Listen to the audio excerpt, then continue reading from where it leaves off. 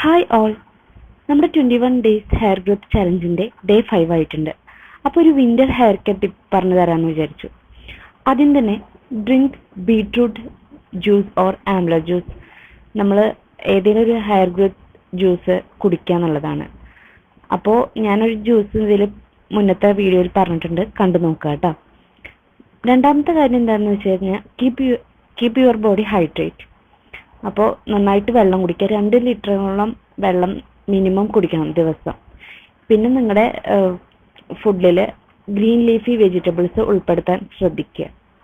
So ഏറ്റവും best ആയിട്ടുള്ളതാണ് hair ഗ്രോത്തിന് മാത്രമല്ല, ഇപ്പോൾ പറയുന്നതെല്ലാം നമുക്ക് ബോഡിക്ക് അത്യാവശ്യമായിട്ടുള്ള ഘടകങ്ങളാണ്, വെള്ളം ഒക്കെ. അടുത്ത കാര്യം, oil your scalp and hair frequently.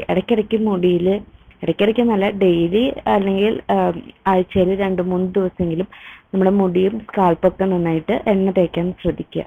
അഞ്ചാമത്തെ കാര്യം, അവോയ്ഡ് ഫ്രീക്വൻറ്റ് ഹെയർ വാഷ്. എപ്പോഴുള്ള ഈ ഹെയർ വാഷ് അത് ഒഴിവാക്കുക. ദിവസം ഒരു തവണയെങ്കിലും അല്ലെങ്കിൽ ആഴ്ച 2-3 ദിവസം കുളിച്ചാൽ മതി കേട്ടോ, തല കഴുകിയാൽ മതി. പിന്നെ അവോയ്ഡ് ഹീറ്റ് സ്റ്റൈലിംഗ്. നമ്മൾ മുടി ഇങ്ങനെ ഹീറ്റ് സ്റ്റൈലിംഗ് ചെയ്യുന്നതൊക്കെ നിർത്തുക. പിന്നെ ഏഴാമത്തെ കാര്യം, എത്ര നമുക്ക് മുടി കെട്ടിവെക്കാൻ പറ്റുമോ അത്രത്തോളം കെട്ടിവെക്കുക.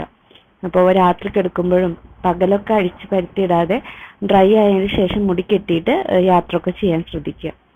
പിന്നെ നമ്മൾ സോഫ്റ്റ് ടവൽസ് യൂസ് ചെയ്യുക എന്നുള്ളതാണ് അടുത്ത കാര്യം.